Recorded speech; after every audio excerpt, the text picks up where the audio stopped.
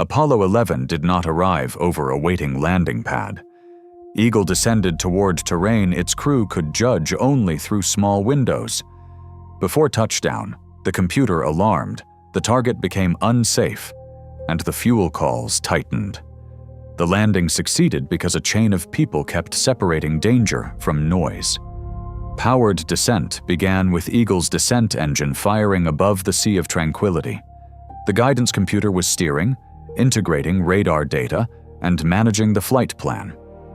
At about 33,500 feet, Armstrong called out a program alarm. The code was 1202, unfamiliar enough that the crew asked Houston for a reading. Inside the computer, too many jobs were competing for limited processing time. But the software had a priority restart system. It restarted the essential landing work and discarded lower priority radar jobs. Mission Control checked the pattern and told Eagle to continue.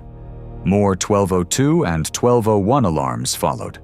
Each time, controllers verified that guidance remained healthy enough to proceed. The alarms were serious, but they were not proof that the computer had failed. Then Eagle pitched up, and the landing area came into view. The computer's projected point lay near West Crater and a field of large boulders. Armstrong first considered stopping short, but he could not find a safe patch.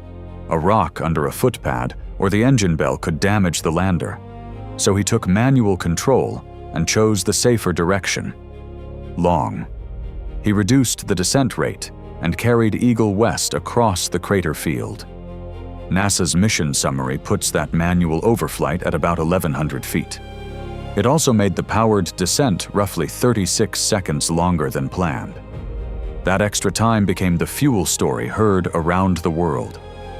A quantity light came on while the crew was still searching for a clear surface. Houston called 60 seconds, then 30 seconds. Those calls counted down to bingo fuel, NASA's final landing or abort decision point, not an empty tank. At bingo, Armstrong would have roughly 20 seconds to land or abort. The gauges were also being confused by propellant sloshing after the maneuver. Below 100 feet, engine exhaust spread lunar dust in a thin moving sheet. Armstrong could still see rocks, but judging sideways motion became harder. 9 seconds after Houston's 30-second call, Aldrin announced contact light. Armstrong shut down the engine as Eagle settled onto the surface. Then came the report. Tranquility Base here. The Eagle has landed. Post-flight analysis found a larger margin than the cockpit indications suggested. NASA estimated about 770 pounds of propellant remained. About 100 pounds was unusable.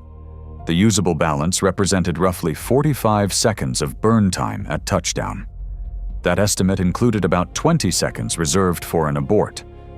So the popular claim that Eagle had only 7 seconds left is not supported. The risk was still real. The crew could not know the later analysis while flying. After the moonwalk, another vulnerability appeared inside the cramped cabin. A knob on the ascent engine arm circuit breaker had broken off. Aldrin used a felt-tip pen to depress the recessed breaker, and telemetry confirmed it closed. After returning to Earth, all 3 astronauts entered a 21-day quarantine protocol. The precaution guarded against the remote possibility of lunar organisms.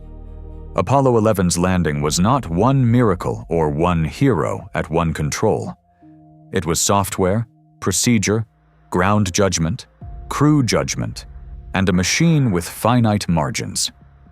Apollo 11 made history, but it almost ended very differently.